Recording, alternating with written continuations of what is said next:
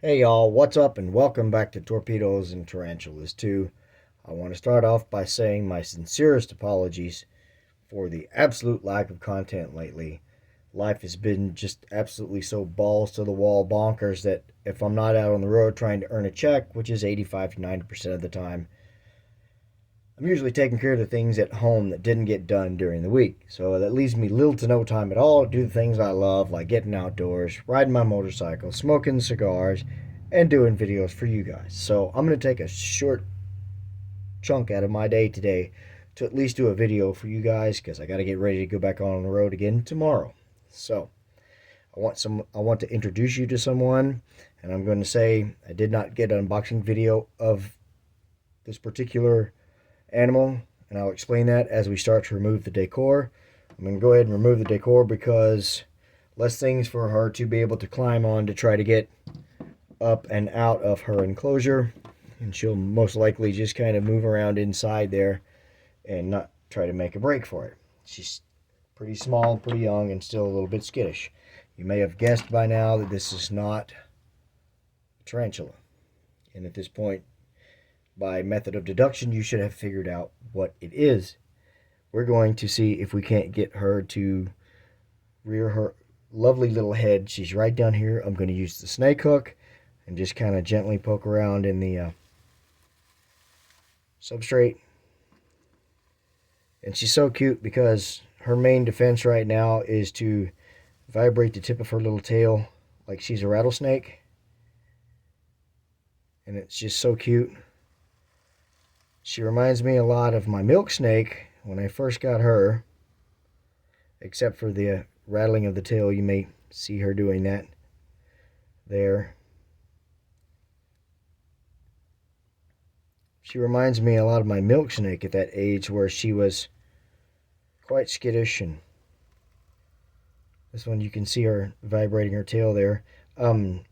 And I can see that her eyes are cloudy, so she is in shed just as I suspected. I fed her earlier one pinky and she took it, but then she rejected the second, and that's when I noticed the cloudy eyes.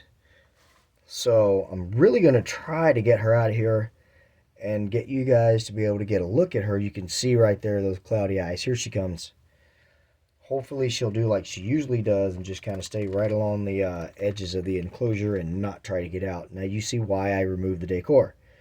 So since we know that she's in shed, she can't see very well. She's going to be a lot more skittish, but I have been working with her. She does handle very well. The first time I got her, she did take down two frozen pinks off the tongs within 10 minutes. And then that was 4 days ago. Then I just gave her one today. She rejected the second, and that's when I noticed the cloudy eyes.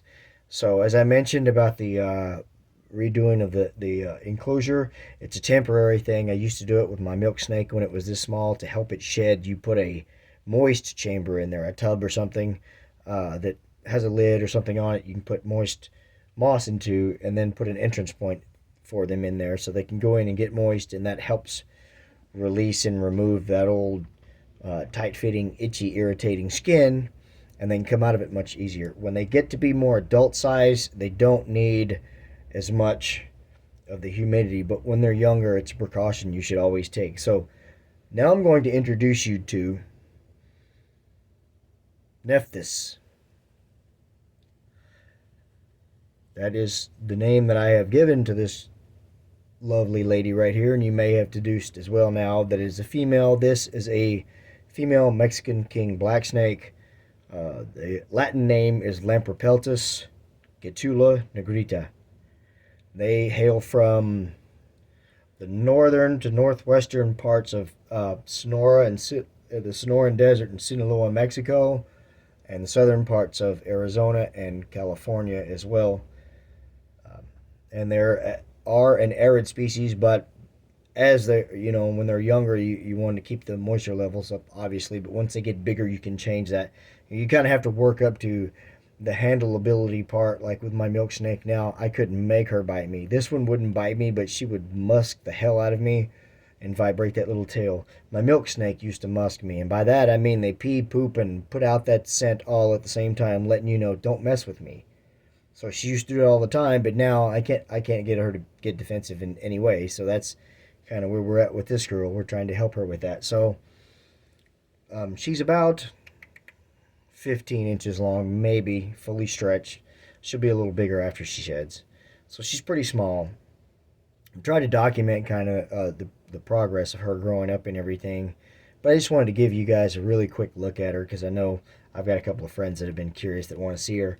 And what I'm going to do is take this nice little mealworm tub that I've already graciously filled with damp moss, and I'm going to put it down in the middle of the enclosure, which is where she seems to prefer right now. And then there's the access hole there for her to slither into that moist moss. And then I am going to put this grapewood twig back in for something for her to rub on to get the skin off and everything. That's what I'm going to do.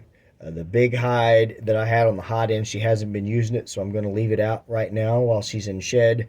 And then I may move it around a little bit because she seems to prefer the middle and not the hot end. They are a very arid species, and they also like it warmer, but it's not absolutely necessary. I mean, they can do just fine in lower 70s. I keep it 74 in my house.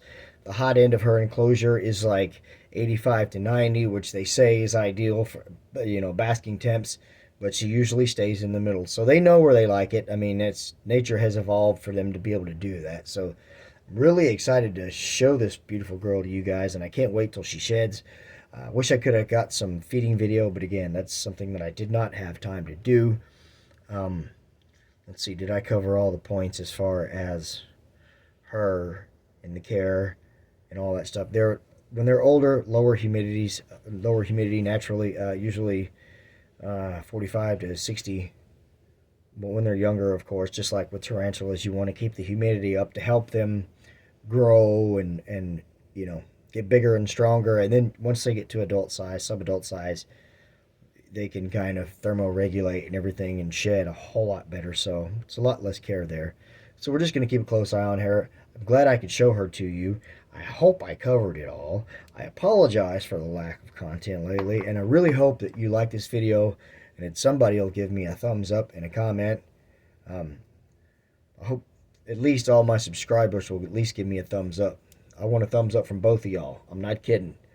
For the rest of y'all, thanks so much for watching this video. I hope you did enjoy it. And this beautiful girl, Nephthys, by the way, Nephthys is the Egyptian goddess of death, darkness, and the protector of souls.